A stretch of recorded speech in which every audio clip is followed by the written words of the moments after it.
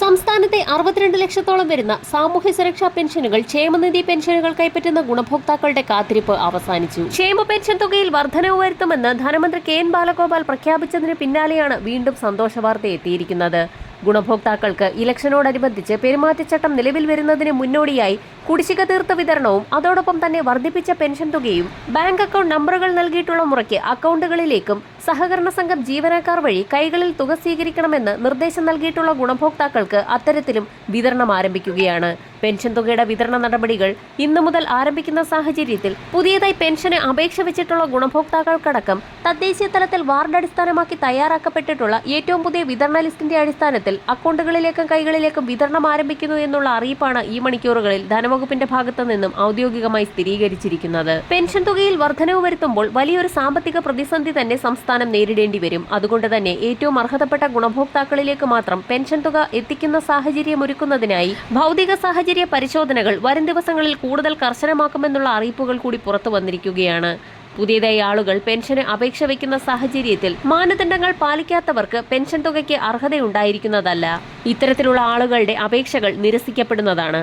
ഇതോടൊപ്പം തന്നെ സംസ്ഥാനത്ത് ബഹുഭൂരിപക്ഷം ആളുകളുടെയും പക്കലുണ്ടായിരുന്ന ആധാർ വയസ്സ് തെളിയിക്കുന്നതിനായി രേഖയാക്കി ഉപയോഗിക്കാൻ കഴിയാത്ത സാഹചര്യത്തിൽ ration card, driving licence, passport, school certificate എന്നീ ആധികാരിക രേഖകൾ സാമൂഹ്യ സുരക്ഷാ പെൻഷൻ അനുവദിക്കുന്നതിന് പ്രായം തെളിയിക്കുന്നതിനുള്ള രേഖയായി ഉപയോഗിക്കാവുന്നതാണെന്നും മേൽ രേഖകളുടെ അഭാവത്തിൽ മാത്രം അപേക്ഷകന്റെ വയസ്സ് തെളിയിക്കുന്നതിന് മറ്റ് രേഖകൾ ഒന്നും ഇല്ല എന്ന സ്വയം സാക്ഷ്യപത്രത്തിന് മേൽ ഡോക്ടറുടെ സർട്ടിഫിക്കറ്റ് സാമൂഹ്യ സുരക്ഷാ പെൻഷൻ അനുവദിക്കുന്നതിന് പ്രായം തെളിയിക്കുന്നതിനുള്ള രേഖയാക്കി ഉപയോഗിക്കാവുന്നതാണെന്നും അംഗീകരിക്കുന്ന സർക്കുലർ ഭേദഗതി വരുത്തി സർക്കാർ ഉത്തരവിറക്കിയിരിക്കുകയാണ്.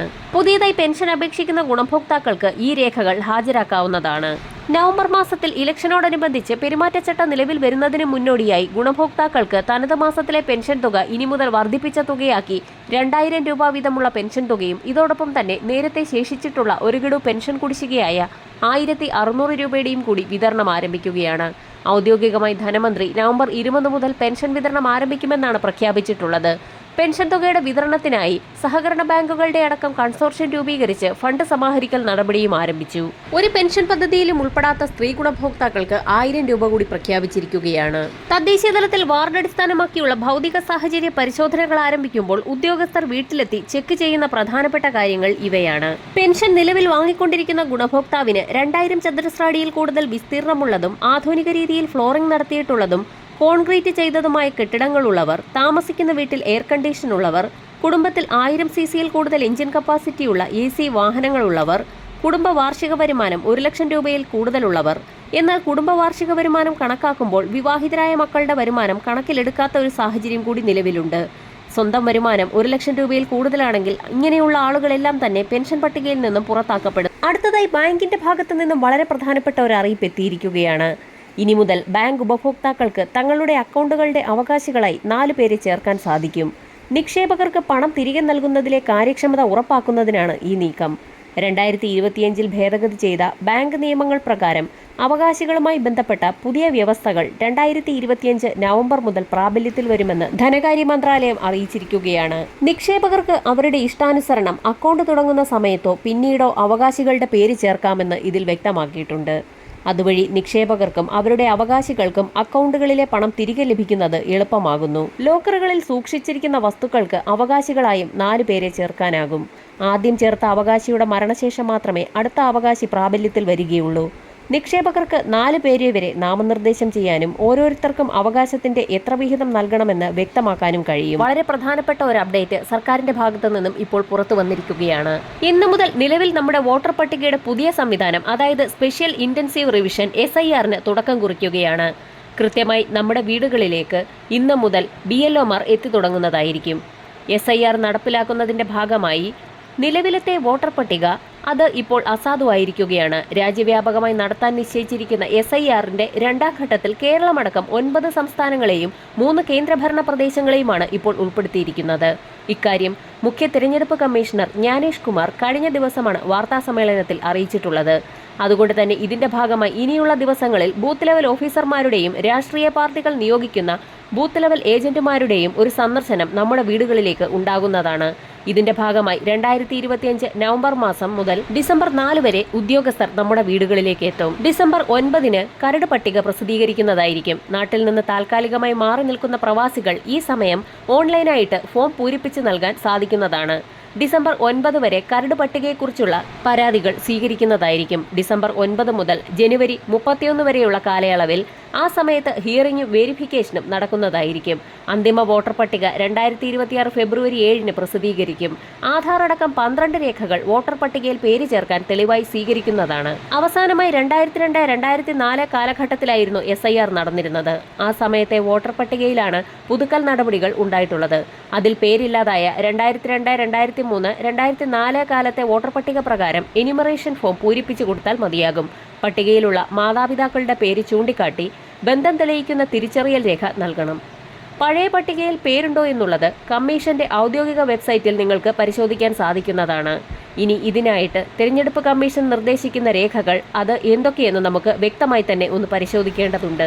കേന്ദ്ര സർക്കാരിന്റെയോ സംസ്ഥാന സർക്കാരിലെയോ പൊതുമേഖലാ സ്ഥാപനങ്ങളിലെയോ സ്ഥിരം ജീവനക്കാർ അല്ലെങ്കിൽ പെൻഷൻകാർക്കോ അനുവദിച്ചിട്ടുള്ള തിരിച്ചറിയൽ കാർഡുകൾ ഇതുപയോഗിക്കാവുന്നതാണ്. അതല്ല എങ്കിൽ പെൻഷൻ പേയ്മെന്റ് ഓർഡർ 17/1987 മുൻപ് സർക്കാരോ പ്രാദേശിക അധികൃതരോ ബാങ്കുകളോ പോസ്റ്റ് ഓഫീസുകളോ LICയോ പൊതുമേഖലാ സ്ഥാപനങ്ങളോ അനുവദിച്ചിട്ടുള്ള ID കാർഡ്, അതല്ല എങ്കിൽ സർട്ടിഫിക്കറ്റുകൾ, രേഖകൾ, ഇതുപോലെ ബന്ധപ്പെട്ട അധികാരികൾ നൽകിയിട്ടുള്ള ജനന സർട്ടിഫിക്കറ്റുകൾ, പാസ്ബുക്ക്, അതുപോലെ തന്നെ അംഗീകൃത ബോർഡുകൾ, സർവകലാശാലകൾ നൽകുന്ന മെട്രിക്കുലേഷൻ വിദ്യാഭ്യാസ സർട്ടിഫിക്കറ്റുകൾ, അതുപോലെ തന്നെ ബന്ധപ്പെട്ട സംസ്ഥാന അധികാരികൾ നൽകുന്ന സ്ഥിരതാമസ സർട്ടിഫിക്കറ്റുകൾ, ഏതെങ്കിലും ജാതി സർട്ടിഫിക്കറ്റുകൾ, ദേശീയ പൗരത്വ രജിസ്റ്റർ, അതുപോലെ തന്നെ സംസ്ഥാന തദ്ദേശീയ അധികാരികൾ തയ്യാറാക്കിയ കുടുംബ രജിസ്റ്റർ, ആധാർ ഒരു തിരിച്ചറിയൽ രേഖയായി പരിഗണിക്കാവുന്നതാണ്.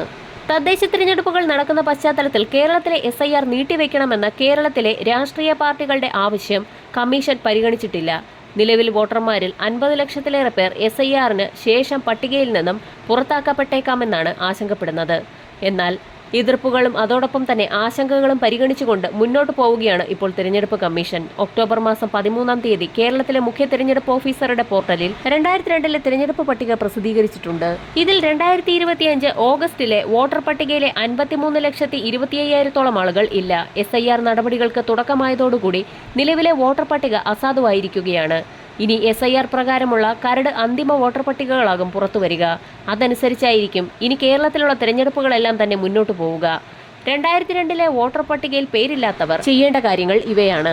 കേരളത്തിൽ 2002 വോട്ടർ പട്ടികയിൽ സ്വന്തം പേരോ അല്ലെങ്കിൽ മാതാപിതാക്കളുടെ പേരോ ഇല്ലാത്തവർ ജനനത്തീയതിയുടെ അടിസ്ഥാനത്തിൽ 3ആയി തരംതിരിച്ച കമ്മീഷൻ അവരുടെ വോട്ടവകാശം ലഭിക്കുന്നതിനായി സമർപ്പിക്കേണ്ട രേഖകൾ വ്യക്തമാക്കിയിട്ടുണ്ട്. ഇത് പ്രകാരം 1987 ജൂലൈ 1 മുൻപ് ജനിച്ചവർ അവർ സ്വന്തം ജനനത്തീയതിയും സ്ഥലവും തെളിയിക്കുന്ന രേഖകൾ സമർപ്പിക്കണം. 1987 ജൂലൈ 1 2004 ഡിസംബർ 2 ജനിച്ചവർ സ്വന്തം ജനനത്തീയതിയും ജനന സ്ഥലവും തെളിയിക്കുന്ന രേഖകൾ കൂടാതെ അവരുടെ മാതാവിന്റെയോ പിതാവിന്റെയോ ജനനത്തീയതിയും ജനന സ്ഥലവും തെളിയിക്കുന്ന രേഖയും സമർപ്പിക്കേണ്ടതായിട്ടുണ്ട്. 2004 ഡിസംബർ 2 ശേഷം ജനിച്ചവർ സ്വന്തം ജനനത്തീയതിയും സ്ഥലവും തെളിയിക്കുന്ന രേഖ കൂടാതെ രക്ഷിതാക്കളിൽ മാതാവിന്റെയോ അല്ലെങ്കിൽ പിതാവിന്റെയോ ജനനത്തീയതിയും ജനന സ്ഥലവും തെളിയിക്കുന്ന രേഖയും സമർപ്പിക്കേണ്ടതാണ്. വോട്ടുള്ള രക്ഷിതാക്കളിൽ ആരെങ്കിലും ഇന്ത്യൻ പൗരനല്ല എങ്കിൽ ജനന സമയത്തുള്ള ഇവരുടെ വിസയുടെയും അതോടൊപ്പം തന്നെ പാസ്പോർട്ടിന്റെയും പകർപ്പ് സമർപ്പിക്കാൻ ശ്രദ്ധിക്കേണ്ടതാണ്. 2002 വോട്ടർ പട്ടികയിൽ സ്വന്തം പേരുള്ളവരും മാതാപിതാക്കളുടെ പേരുള്ളവരും വോട്ടർ പട്ടികയിൽ പേര് ചേർക്കാൻ അപേക്ഷ നൽകണം. എന്നാൽ അവരപേക്ഷയ്ക്കൊപ്പം തന്നെ പൗരത്വം തെളിയിക്കാനുള്ള 12 രേഖകളിൽ ഒന്നും സമർപ്പിക്കേണ്ടതായിട്ടുണ്ട്. കമ്മീഷൻ പ്രസിദ്ധീകരിച്ച 2002 പട്ടികയിൽ പേരുള്ളതിന്റെ രേഖ മാത്രം നൽകിയാൽ മതിയാകും. വിദ്യാഭ്യാസ ആവശ്യങ്ങൾക്ക് വേണ്ടി അല്ലെങ്കിൽ ജോലി സംബന്ധമായിട്ടുള്ള മറ്റാവശ്യങ്ങൾക്ക് വേണ്ടിയിട്ട് പ്രവാസികളായിട്ടുള്ളവർ സമൂഹത്തിലുണ്ട്, അല്ലെങ്കിൽ മറ്റ് സംസ്ഥാനങ്ങളിലുള്ളവരും ഉണ്ടാകാം. അവർക്ക് വേണ്ടിയിട്ട് എന്യൂമറേഷൻ ഫോമുകൾ അത് നമ്മുടെ വീട്ടിലുള്ളവർക്ക് പൂരിപ്പിച്ച് കൃത്യമായി തന്നെ നൽകുന്നതിനുള്ള അവകാശവും ഇപ്പോൾ ഈ സമയത്ത് സർക്കാർ നൽകുന്നുണ്ട്. അതുകൊണ്ട് തന്നെ ഇനി അങ്ങനെ ചെയ്യാൻ താല്പര്യമില്ലാത്ത ആളുകൾക്ക് നേരിട്ട് ഓൺലൈനായി തന്നെ ഇതിനുള്ള സംവിധാനങ്ങളും ക്രമീകരിച്ചിട്ടുണ്ട്. അത് കൃത്യമായി തന്നെ പാലിക്കേണ്ടതാണ്. ഇത്തരത്തിൽ ഓൺലൈനായി ചെയ്യുന്ന നടപടികളുടെ വെരിഫിക്കേഷൻ BLOമാർ നമ്മുടെ വീടുകളിലെത്തി പിന്നീട് പൂർത്തിയാക്കുന്നതായിരിക്കും. കേരളം ഉൾപ്പെടെ 9 സംസ്ഥാനങ്ങളും അതോടൊപ്പം തന്നെ 3 കേന്ദ്രഭരണ പ്രദേശങ്ങളിലും അതായത് 12ഓളം പ്രദേശങ്ങളിലാണ് നിലവിലിപ്പോൾ SIR കൊണ്ടുവരുന്നത്. അപ്പോൾ ഈ റിവിഷനിൽ നമുക്ക് പങ്കാളികളാകാവുന്നതാണ്. തീർച്ചയായും ഈ അറിയിപ്പുകൾ എല്ലാവരിലേക്കും മാക്സിമം ഷെയർ ചെയ്യേണ്ടതാണ്. ഇതിന്റെ നടപടികൾ ഇന്നു മുതൽ കൂടുതൽ സജീവമാകുന്ന സാഹചര്യത്തിലാണ് എല്ലാ ആളുകളിലേക്കും സർക്കാർ ഇപ്പോൾ അറിയിപ്പ് പുറത്തുവിട്ടിരിക്കുന്നത്. വരും മണിക്കൂറുകളിലെ സർക്കാർ അറിയിപ്പുകൾക്കായി ചാനൽ സബ്സ്ക്രൈബ് ചെയ്യാൻ മറക്കാതിരിക്കുക.